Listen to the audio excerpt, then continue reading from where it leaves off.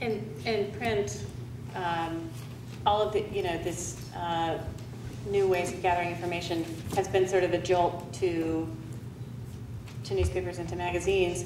But Julie, you were saying this morning, when I sit down to do an interview with someone, sometimes I'll talk to them for 2 or 3 hours, and I'm taking notes, and I can only sort of capture them in one way in print. If I just set a tape recorder down and capture their voice in a little bit more sophisticated way, I can turn it into something where you can hear a woman's story. You can read the story that I came up with in my reporting and in my writing. You can hear her voice. You can see her photo. You can maybe see a video of her doing something cool. That's a good jolt. That's a good nudge for print journalists to just adapt and show their subjects and tell their stories in a more rich way than they were doing before. I think it's really good. It's a good infusion into our genre.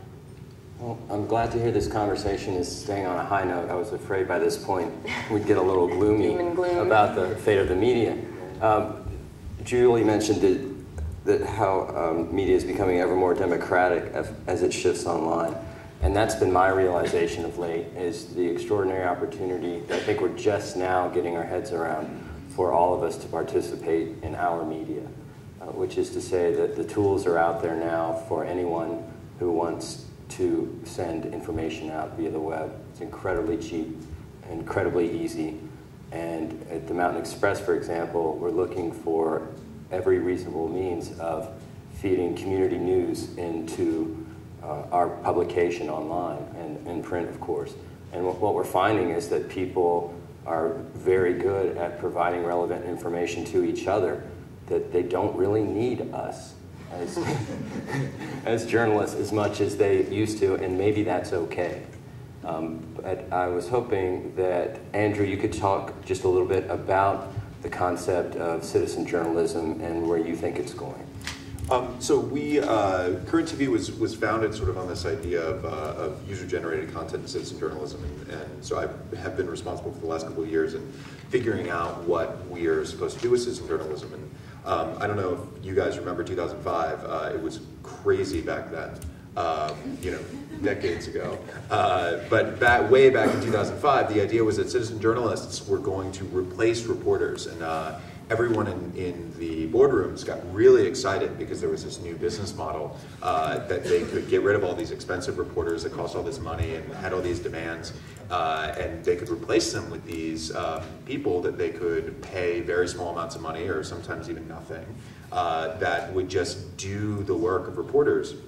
And so we actually, we kind of bought into that early on and tried to engage people to tell stories on Current. And it was difficult. Storytelling is a very valuable skill, and it takes a lot of practice and it takes training, and it's not something that you can just automatically do. And that was a lesson we learned very quickly, and it was a hard lesson for us to learn. So we sort of have begun looking at the idea of citizen journalism in very different ways, sort of more as a tool for reporters than as a replacement for reporters. We have this idea that citizen journalism is a way for individuals who are closest to a story to be a better character for your story or a source for your story. And then if they have the tools to create media, they can sort of tell a little bit of their own story, and then it's the reporter's job to make that into a consumable story for the audience. Yeah, I would say, John, you said that people don't need the journalists as much as they used to, but they still need them. And it's really important. Like I mentioned, there are a trillion podcasts out there. Not all of them are very listenable. I mean, there is something to understanding the very intricate elements of storytelling, and that kind of thing is what we're all hoping will still have enough value to be supported. I mean, I think it will. I think that part of it won't go away. Well, think about it. Like if you turn on the TV and the radio as well, and lots of newspapers out there, it's opinion. It's it's whose voice is louder than the other person's voice. So that's sort of the stage that's being set for, you know, these citizen journalists. So where's their training coming from?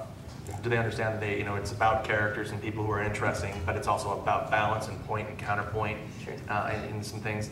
It's not to say that people can't learn, and you know, we're watching them learn in the labs, you know, every day. But you know, it's a little dangerous, I think, when people are putting their opinions out there, especially not like-minded. You know, people interpret that news, whether it's from, you know, Joe down the street or, you know, someone who's a veteran, you know, NPR reporter or something. They're sort of interpreting that as like, this is news. This is the way it is. Well, no, it's not necessarily accurate, and that's where it gets a little scary. It'll work itself out, I think. Yeah. Well, we have 7 journalism groundbreakers here. They're in journalism school or have recently graduated from journalism school. And I wonder sometimes what it's like to be in that role right now. You hear enough worries out there about where all this might be going, and you hear about the demise of print and how the web's going to take over everything. I'm wondering what advice you would give to young journalists right now, all of you. I would say, I mean, in my experience, and sort of because at Current we work with a lot of young and up and coming journalists. You know, again, the most valuable skill is storytelling. It's not. We were talking the other night about sort of the tools versus the experience, and that experience is incredibly valuable, and the tools are sort of now becoming easier to use or more second nature. Students are learning how to use the tools far, far earlier. You don't have to get a master's in journalism to learn how to edit in Final Cut Pro.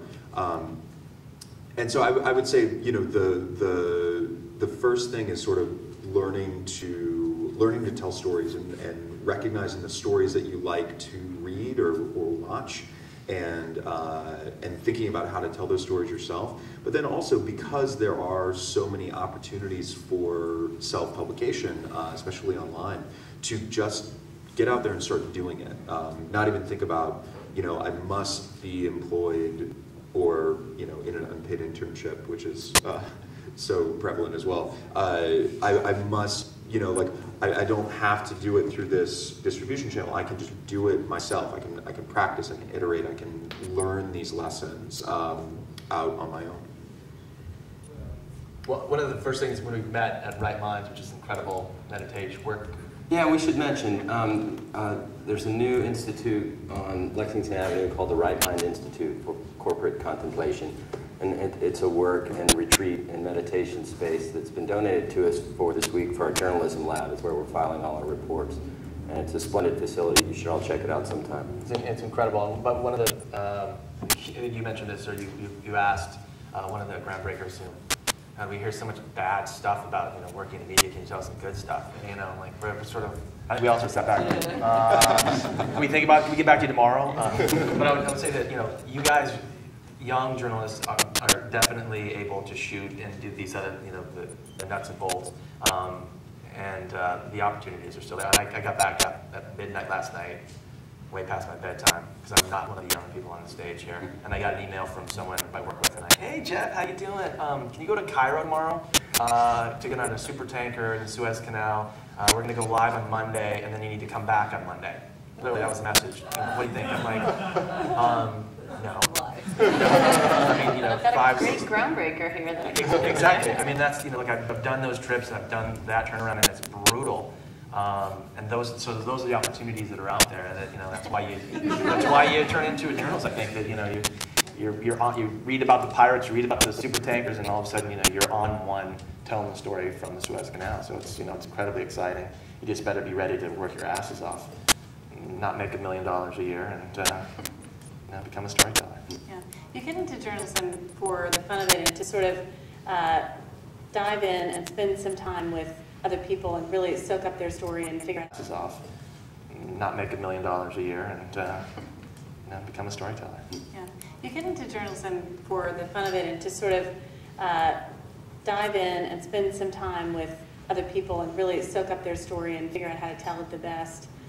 So I think I was mentioning to a couple of you, like if you're really interested in something, you know, long distance truckers, go hang out with him for a while.